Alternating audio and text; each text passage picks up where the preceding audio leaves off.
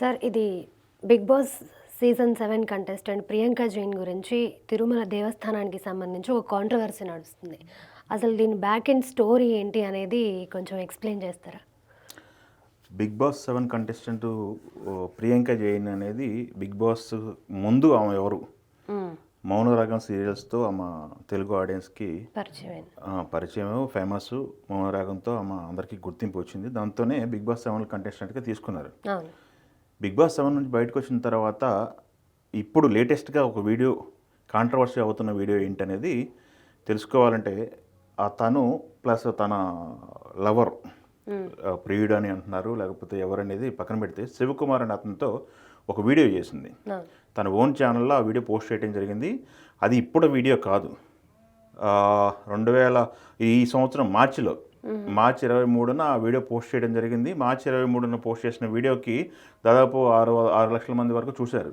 ఆ వీడియో ఏంటంటే వీళ్ళు తిరుపతి అలిపిరి మార్గం ద్వారా పైకి తిరుపతి కొండ ఎక్కుతూ చేసినటువంటి వీడియో అనమాట. అది ఏ సందర్భంలో చేశారు? 7 లక్షల మంది 700K ఫాలోవర్స్ వచ్చారు ఇన్స్టాలో అని చెప్పేసి తను వీడియో చేసిందని చెప్పి శివు చెప్పడం జరిగింది. ఆ వీడియోలో వీడియో చేయడం తప్పు కాదు. అది వీడియో ఎలా నడవాలి?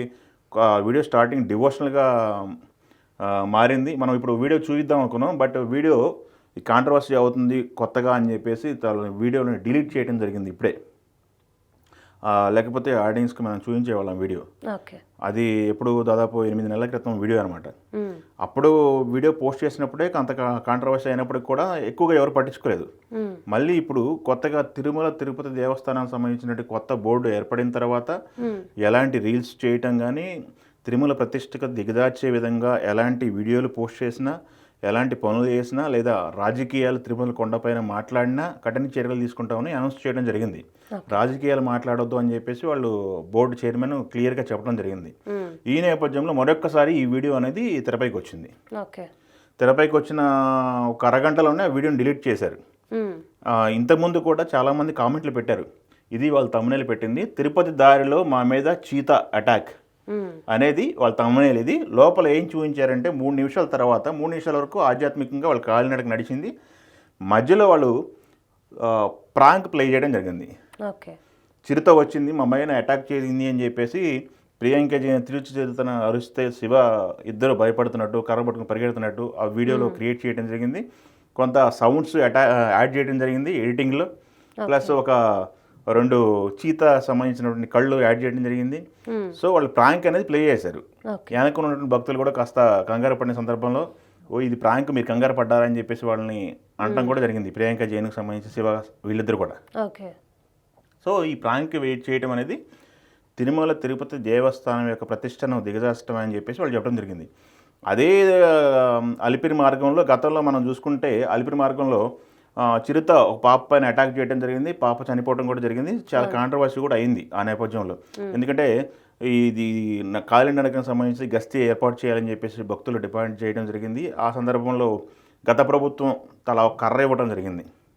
అటాక్కి సంబంధించి కర్ర ఇవ్వడం జరిగింది. కర్ర ఇచ్చిన సందర్భంలో కూడా కాంట్రవర్సీ అయింది, మనం చూసాం గత. బట్ ఈ వీడియో అనేది ఇప్పుడు ట్రెండ్ అవడంతో మళ్ళీ ఒక తెరపైకి వచ్చింది. వీళ్ళపైన కఠిన చర్యలు తీసుకోవాలని చెప్పేసి భక్తులు కోరుకుంటున్నారని చెప్పేసి, నెటిజన్స్ కోరుతున్నారని చెప్పేసి జరగడం జరిగింది. దీనిపైన టీటీడీ మెంబర్ ఒక ఆయన రియాక్ట్ అవ్వడం జరిగింది. క్రిమినల్ కేసులు పెడతాము ఇట్లాంటివి జరిగితే.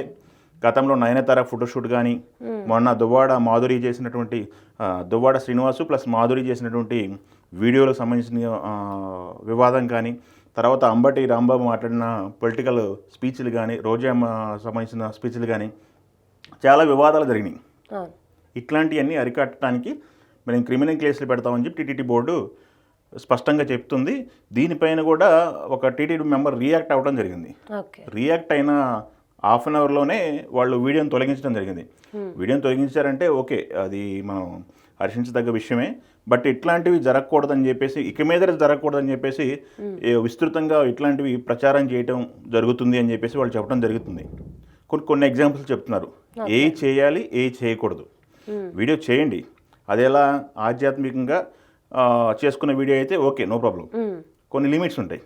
అసలే చిరుత పైన కాంట్రవర్సీ అయింది, భక్తుల మనోభావాలు దెబ్బతింటున్నాయి అని చెప్పేసి, లేకపోతే చాలామంది భయపడుతున్నారు కాలినడకన వెళ్ళే భక్తులు అని చెప్పేసి కూడా మనకి ఇష్యూ నడుస్తున్న సందర్భంలో ఇలాంటి ప్రాంకులు చేయడం అనేది అది కాస్త ఇబ్బంది కలిగే వ్యవహారం కాబట్టి అది వాళ్ళు ఈరోజు వీడియోకి సంబంధించిన టీటీడీ మెంబర్ ఆయన రియాక్ట్ అవ్వడం జరిగింది.